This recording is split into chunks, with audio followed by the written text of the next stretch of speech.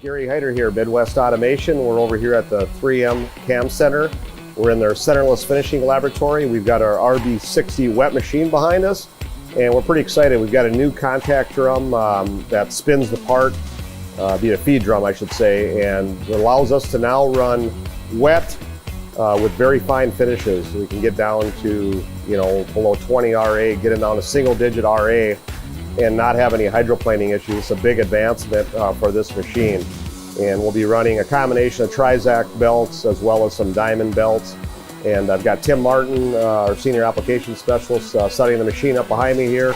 And then Mike Brandt, who's also one of our application specialists. So we'll take a look at some parts here. Pretty darn excited. We'll see what we can do.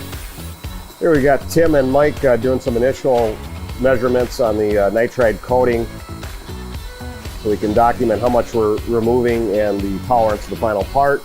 This is the RB60.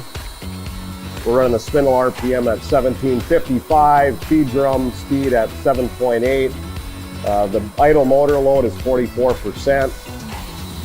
And then the new feed drum, you can see it's that green chartreuse feed drum, really unique material that allows us to prevent the hydroplaning on the part. If the part hydroplanes, when it's feeding into the system, under the abrasive head, it'll come spinning back, usually out the infeed side, and can launch the part.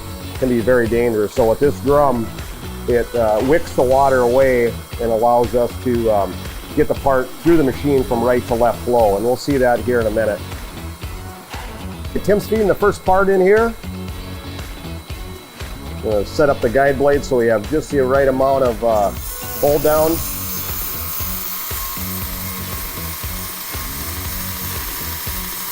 We'll get the L feed here.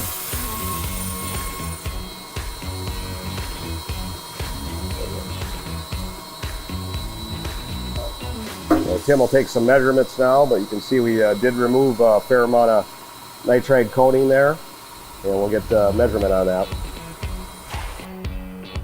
Tim's going to go ahead and change the belt here. We're going to go to a more traditional aluminum oxide belt, A45 Trizac, and that's 347 FC. Some of the standard features on the RB60 wet machine. We've got a self-contained paper bed filter, coolant sump. So we're running a mixture of grinding coolant and water. And that's a self-advancing paper bed filter. We've got a manual height adjustment for the head. We've got manual adjustment for the guide blade diameter. And then we've got a manual adjustment for the canting of the feed drum, which will help control the speed of the part.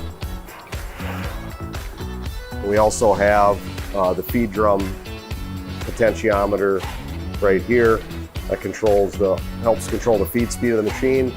We got a VFD with a potentiometer on the belt head, motor load, and that's about it. As far as the tracking system, with a 4x90 belt, we do not need a active tracking system, so a static tracking system works just fine. I'm going to go ahead and open the door just for a second here. Show you the inside of the machine. So there we do have a pneumatic cylinder to track the abrasive belt. That's again a 4x90. We've got a 35 durometer contact drum here. You can take that contact drum off and put a Scotch-Brite wheel on. We can put on a wire brush. We can put on a buffing wheel. We can put on a cotton contact drum. So it's a very versatile machine. Lots of different abrasive media can be ran on this particular RB60, as well as all of our RB machines, starting with the RB10 for 1-inch diameter. This machine, the RB60, is up to 6-inch diameter. Minimum would be a 1/4 inch. And then we go all the way, next to machine is an RB80, go to 8-inch diameter, and RB120, which will go to a 12-inch diameter. Now, Tim's going to go ahead and fire the machine up, adjusting for the part diameter, lowering the head.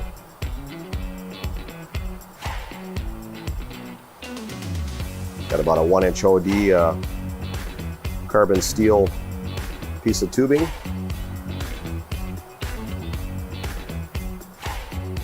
All right, Tim is gonna start the machine up now, adjusting the feed speed, started the coolant pump, and the abrasive head is spinning. That's the tracking adjustment mechanism. So the belt's running a little bit off to the left side, so we're going to adjust that back. Move the belt to the right. Go ahead and feed the part in.